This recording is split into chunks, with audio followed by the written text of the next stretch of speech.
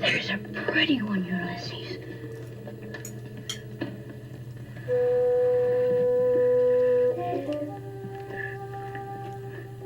There it is. Hello, BookTube. I'm Sean Breeze Books. Welcome back to my channel. I'm feeling a little under the weather today, so this is going to be a quick and dirty Friday reads. I don't know if I'm coming down with something or if I have fall allergies emerging. I heard a theory. Tell me if this is true.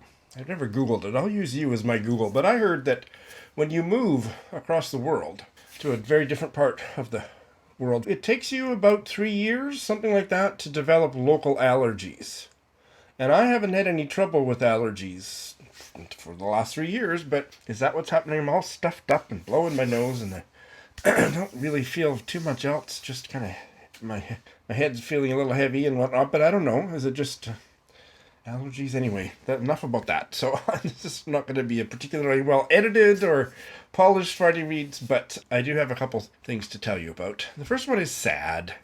My dear friend from my years living on the farm, a closest friend really of our family, Jo, died this week. She is the friend that I've been getting large print books from the library for every month. She was in her mid-90s, and I got to know her all over again as an adult, and just what a wonderful friendship we made. And she's been such a friend to our family. She was really, in a way, like a second mother to me. I just adored her. She had the most infectious laugh on the planet. She lived in a senior citizens residence that had a library, but they didn't have any large print books, so I got them for her and brought them to her, and I was so glad that I did that. She was just so alive. She just loved people, and Kenji only met her twice, and Kenji's almost as upset as I am. So she took him under her wing and said, "I want to be your Canadian mom." And now she's gone. So I'm remembering Jo this week. In happier news, last night was the book launch for Bradley Somers' We Are All of Us Left Behind. He was my mystery guest, I think, 2 weeks ago, something like that. I'll put a link to that in the show notes. And I just posted the full video of that chat. I was the interviewer in front of the bookstore audience for his book launch in Saskatoon. In fact, I'm the one that kind of made it happen in a sense. I suggested to the bookstore people that they bring him in, and they did. And as often happens with an out-of-town writer that isn't extremely famous, there was hardly anybody there. So I went with my mom and Sharon Batala, and we met my good friend Kathy, and so those were 3, and there was only 2 other people. That's too bad, but still, he enjoyed. I really loved the conversation. Do check it out, and I just posted that last night. And I'll be talking a bit more about the book when we get to that part of the Friday reads. All right, without further ado, another great mystery guest. This one's a repeat one. And this week's repeat mystery guest, is the Canadian writer Danila Bota, joining us from Toronto. She was my last guest of 2024 for her short story collection, Things That Cause Inappropriate Happiness. And she's now here for, when this interview goes live on my channel, it will have been out for about a week, her latest book, which is a novel, A Place for People Like Us. Danila, how lovely to be Hi. back. So lovely to be back. Thank you so much for having me again. It's so wonderful to be here. I'm not sure that I like the fact that you're upstaging me blouse-wise. Your yellow is just gorgeous. You are so sweet. You are upstaging me glasses wise. Look at those amazing glasses, everyone. They're such a like perfect shade of purple. I love them. And I There you love go. the like, is it silver or gold on the side? I love it. Silver. Silver. Very nice. I I love them. never paid much attention, but yes, it is silver. Your new novel sounds amazing, Danila. Tell Thank you us, so much. what's it all about? It is about 2 friends who are in their 20s and they're both creative and they're both really talented and smart. They meet and have this very intense kind of connection. It's like one of those connections that's so intense and you don't quite know, is this person like the person I want to be best friends with? Do I want to be with them? Do I want to be them? That kind of thing. They get very close, and I guess it's what the younger generation would call a situationship from one character side, from Hannah, who's the main character's side. I think she'd like it to be more. From Jillian's side, it's a little bit less. It doesn't feel totally consistent to Hannah, who also meets and gets involved with someone else, with a guy, and that leads her life in a completely different direction. And at some point, she has to decide who to commit to and which sort of lifestyle to commit to and what she wants from her life. And then Jillian, who is this really important character in her life, things change and she finds out a lot of things from her which threaten to upend not just their relationship, but everything that she thinks, like a lot of things that have recently become solid in her life. So the situationship, if we're going to use that, Situationship. sounds so, Yeah, it never existed back in my day. It's so coming funny. off my aged tongue, but yeah, Yeah, situationship none mine. is between Hannah and Jillian. That's right. What are we talking about in terms of setting? Toronto. Toronto and No present day, part. like contemporary? It's set in 2016, the year that Trump is elected the first time. That seemed like a good, very fraught backdrop for a lot of things. It's also like the first time people are incredulous and they can't quite believe that this is what's actually going to happen. And then that time before Roe versus Wade is repealed and before the transphobia went completely insane, like just before all that, when things are building to a fever pitch, that's where we are. And they're undergrads at a university, which isn't named, but is I guess it's a little bit based on York University because that's where I was as an undergrad. It was just a familiar environment to me. I really did have a creative writing professor who looked out the window and referenced T.S. Eliot's The Wasteland. That really happened. There was some stuff that I thought was just really funny in my undergrad experience that I wanted to use, but that's about their age. They're in their early 20s, and then this is in the next couple of years in their life after that. Hannah is in the process of converting to Judaism, right? Yeah, she meets a guy. She meets and has this very strong attraction and connection with Jillian. Jillian doesn't want to be in a relationship as such.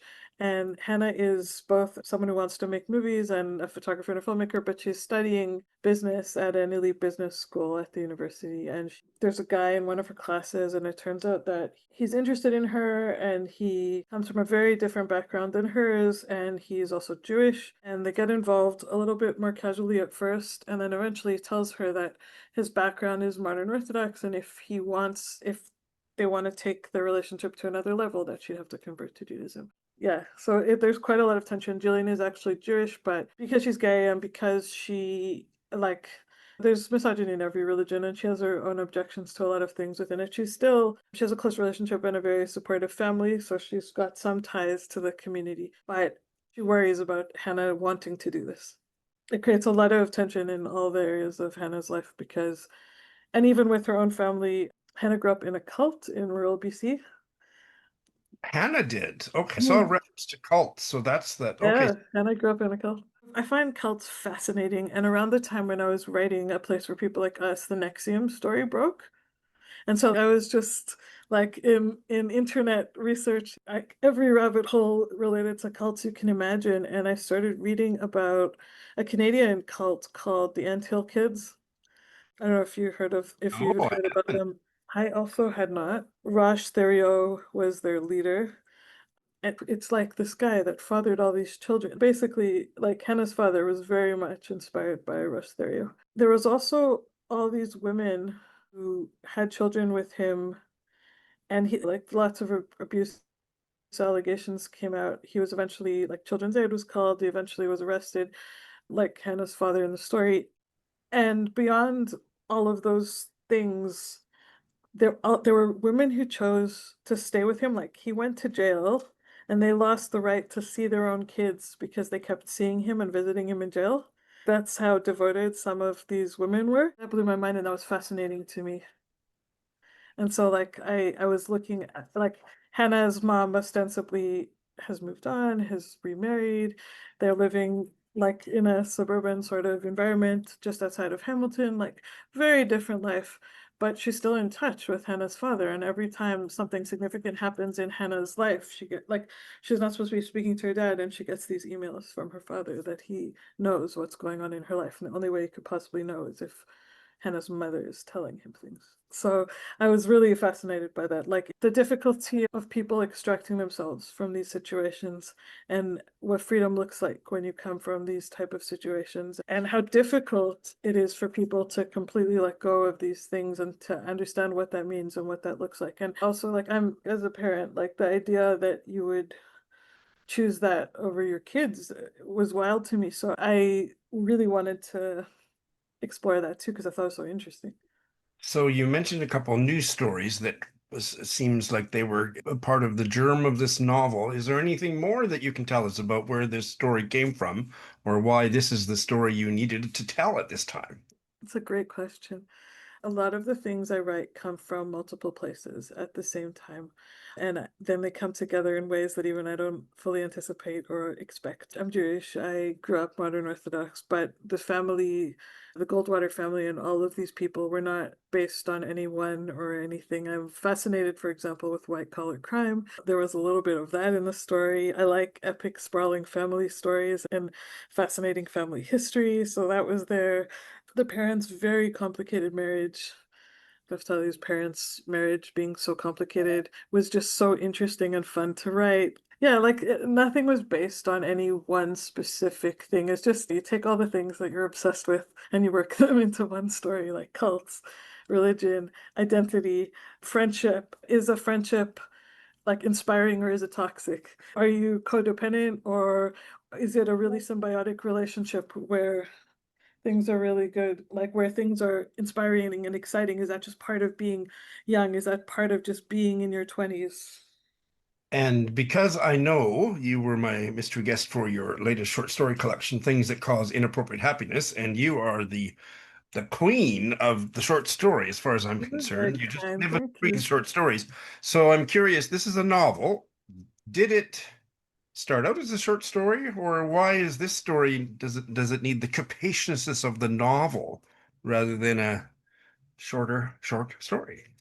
I love short stories. Absolutely the most. I love to read them. I love to write them. Absolutely, it's my favorite form. I wanted to challenge myself when I did my MFA in creative writing at Guelph. I wanted to challenge myself to write another novel. It's only my second novel. My first novel was a story of a year in the life of four characters, and it was too much on inside was like a changing first person perspective that changed like four ways with four characters over the space of a year and all of their lives like intersected. So it felt more like a short story collection in some ways than a novel. This was the first time I wrote what is like a straight ahead novel. It was really hard. It took me a really long time. A short story collection, it's not super quick. It takes it like a couple years, but it's not like maybe 2 years, but it's not. This took, and let's put it this way. I finished my MFA in 2018 and it's 2025 and the book is out. It took a long time. A couple times, I gotta tell you, I nearly dug a hole and just buried it in my backyard because I knew it wasn't right. It was so far from right for such a long time. What's really great about a novel though is that you get to spend a lot of time with the characters and you get to really know them beyond. So when you read a short story, you know your character well in the moment that you're in and some of their backstory and some of their life, but you don't get the same in-depth knowledge of how they respond to everything and exactly who they are and exactly what they want and exactly what they believe. And there is something really special about, especially when you do first person, about the intimacy of getting to know your character. So I did enjoy that about the novel writing. Like it was hard, but I really enjoyed the expansiveness, like the ability to go into the story. And because I had a lot of secondary characters, like all of the Goldwaters, it was really fun because I had space for all of them, which I really loved. And so you have accomplished this goal. Yeah. And this is going to be a segue into asking you in just a minute what you're working on now. But Yeah. are you more likely to write more novels in the future, or are you very excited to get back to your true love, the short story form? I'm always excited to get back to my true love, the short story form. No, I'm always writing short stories. I just finished one recently. I'm always writing them. I do hope to do another novel, but because they take such a long time, and I'm just playing in my mind with possible ideas. It's too early. I have general things that I'm interested in, but I can't even say, oh, I'm obsessed with this. I feel a pressing need to write about this now. I'm still in the collecting ideas for another novel phase, but I hope so. I would love to write another one. I have a graphic novel. My first graphic novel is coming out next year, so I'm really excited about that. And I did the illustration, which was really fun. Ah, It's called Vidal. It's historical fiction and it's coming out with At Bay Press, who are in Winnipeg and who are fantastic. It's coming out with them in February, actually, which was earlier than we originally thought, but I'm really excited about that. And then I have a new collection of short stories called Sleepwalking Too Close to the Fire that's coming out in 27 with Guernica. Aside from that, I have three kids and I have a daughter who's turning 5 soon, and we read a lot of kids' books together, a lot. And we make up stories together all the time, and she wanted me to do a story about our dog learning to do ballet. We have two rescue dogs, and I wrote a story and illustrated a story, so we'll see. I've never done it before. It's a brand new form. You have to be very succinct with the kids' book. You have no room for extraneous anything, so we'll see. I don't know what I'm doing, but I told her I'd give it a shot, so we'll see. And I'd love to do more graphic novels. I love to do more short fiction. I love to write more novels, like everything. That sounds amazing. Everything sometimes takes longer than you expect, but I'm very excited about all of the things. I was about to say that you're making me tired of just thinking of Mm. all the things you're doing, but that's not true at all. It's very invigorating to hear all these wonderful projects you are involved in. Now You look so kind.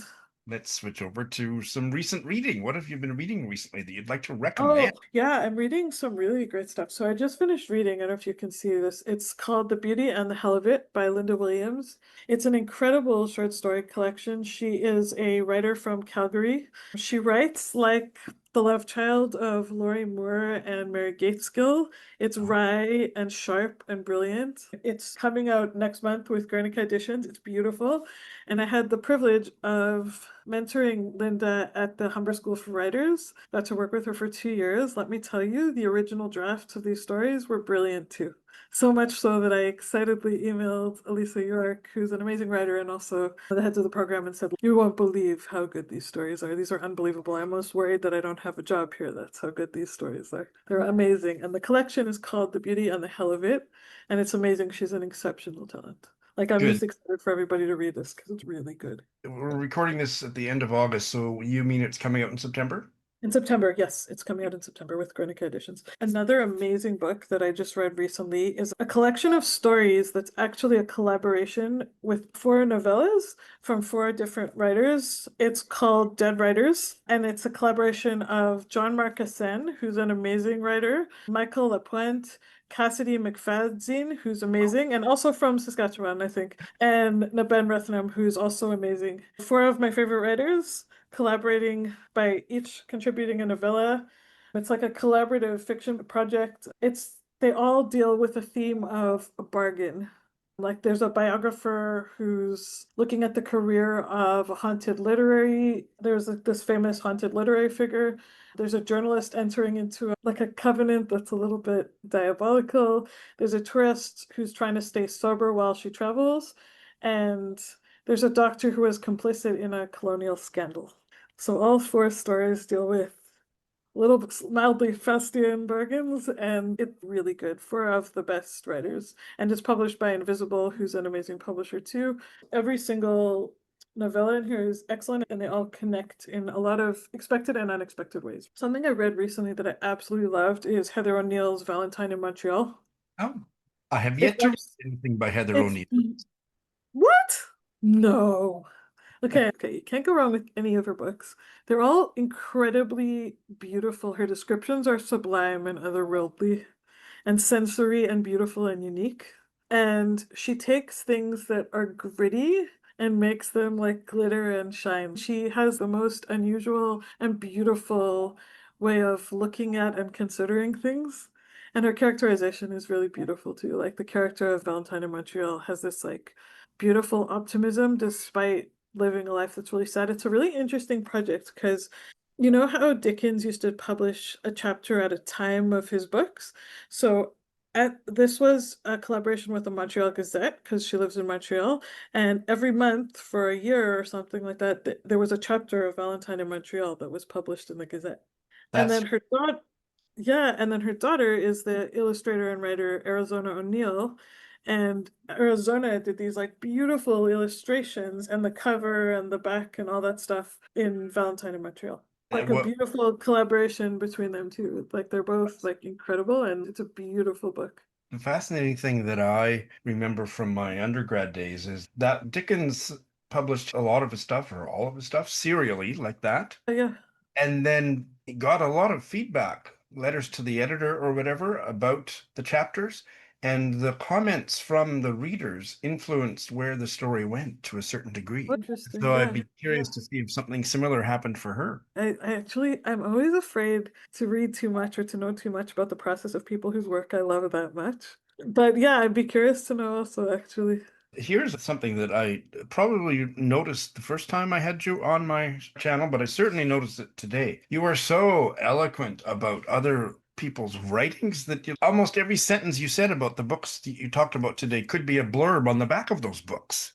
You're so kind. Thank you. You know what? I love getting to blurb books. You know what? I'm actually reading Aga Maksimowska's book right now, and it's fantastic. It's coming out next year with Dundurn. It's a beautiful book. Her first book was called Giant, which was shortlisted for the City of Toronto Book Awards, and it was an absolutely amazing book. And she has a new book that's coming out next year with Dundurn Press. It's called Becalming, and I'm getting to read it for to blurb right now. I'm just finishing it. It's beautiful and sad and moving, and I can't wait for everybody to get a chance to read. It's also really beautiful on a light level. And she's a Toronto writer. Yes. And the cover's already available. Ooh. Well, always just such a special treat to have you on my channel, and And it's such a special treat to be here. I'm already thinking up excuses to have you back. I would love to be back. It's a pleasure and a joy. You are so kind and you are so invested in everybody that you interview. And you have so much enthusiasm and you do so many wonderful things for our community. We're grateful. We're grateful to have you. Well, now people are going to think that I've been drinking on the job because I'm blushing so much. Yeah, well, thank you so much. Best. So, Danila's novel, A Place for People Like Us, sounds pretty interesting. It's great to chat with her. So that's the only video I put up this week, was the one I just put up like 10 minutes ago, but last night for you. The conversation with Bradley Sommer. And that's all I've managed to do. But I had lots going on this week. So the book that I finished was Bradley Sommer's We Are All of Us Left Behind, and I enjoyed it. It wasn't exactly a Sean book, but large parts of it really touched me. It was a bit too thrillery for me. There was a whole bunch of violence, one chapter after another, and that didn't work for me as much as the coming of age parts, the tender parts. So this novel is about an unnamed, I think he's about 18-year-old Alberta boy. He's orphaned and he's disconnected from everybody. And so he's making money by rather underhanded ways, but not violent ways, but he's just doing what he has to do to keep body and soul together. But he has a Serbian grandfather that he's never met who was a writer in Serbia, and so he finds his way over to Europe and eventually gets to Serbia, and that's the story. He was such a well-drawn, tender character. He was so messed up and so loving, and people that weren't trying to kill him, I'm repeating what I said in the interview, were really drawn to him, and I was really drawn to him too. So I thought that We Are All of Us Left Behind was a really enjoyable and touching novel, and I recommend it to you. And if you like thrillery stuff more than me, you'll probably connect with the other parts of it that I didn't dislike them, but they just didn't resonate as much as the unfolding kind of character study. This vulnerable, lovely, effed up young gay guy. So that's what I finished this week. And because my bandwidth is low, and I also think that I should do this more often in my Friday reads, not worry about doing a preliminary check-in and this and that, but rather just highlight memorable moments in my reading. And so I'm going to do that more than anything else. But I will say that I'm a ways in, 20% of the way into Full House by MJ Farrell, the pseudonym for Molly Keane. Reading this to my mum, we're not sure about it yet. The writing is lovely. We are over 72 pages in and the story hasn't really started yet. So there's a lot of character building. I love character-driven novels, so I think I'm enjoying it a bit more than Mum, but I'm not sure that we're going to finish. But it's about a Anglo-Irish upper-class family. Lady Olivia is the matriarch, and she's selfish and glamorous. Her husband is aloof and interesting. There's actually more to him than there is to her. But the friend Eliza is coming to visit, and the son, maybe 20-something son, who had been institutionalized for what they would have called in those days a nervous breakdown, has just come home and there's other kids, and that's all I really know yet. The writing is lovely. I'm not sure that it's going to be a wonderful novel, but so far, it's not boring. The big success this week, and I haven't done very much reading. I spent a lot of time reading Bradley's book and getting ready for that interview. And I've been reading some good stuff. But I'm going to do a preliminary check-in on this Polish-Welsh novel, Above Us the Sea, by Ania. I'm doing it so far exclusively on audio because the audio is so wonderful. I think they actually have a Polish accented narrator for the book because the protagonist here is a Polish, a very young, really young, 19 years old or 21 years old, I don't know, Polish woman who's been in Cardiff, Wales for 6 months. And she has quit, I think, art school. And she meets a gay guy named Gav at a club. And he brings her home. It's just friends so far. Don't know where it's going. I don't care where it's going. I just hope it doesn't get too dark. I know there's going to be some kind of a severance because there's a foreshadowing that something happened with their friendship after about 5 months. So I hope that doesn't break my heart because this lovely friendship grows up between Gav and Tony. There's the young woman, the young Polish woman. And Gav just seems to have a sixth sense for Polish people because he was out at the gay bar by himself and he picked her up. Again, not sexually. And she's Polish and his boyfriend is Polish. And they live in Cardiff. And so it's a intimate, ambiguous love triangle. I don't know. Is it going to become a throuple? I don't know. But I just love the voice. The characters are already so crisp and clear, and it's making me remember my youth and the way you could just become so intimate with somebody in such a short period of time. And the dialogue is wonderful. Can I find the passage I was going to read to you? Oh, here is Gav telling our narrator, Tony, how he met his boyfriend, Carol. Carol is a photographer, and he was the wedding photographer at a wedding, and this is where they met. He was the photographer at a mutual friend's wedding. He shook his head and laughed. I was chewing on this massive prawn, half that bloody thing still dangling out of my mouth, tail and all, and he rocked up in front of me with a camera, and took a photo before I even understood what was happening.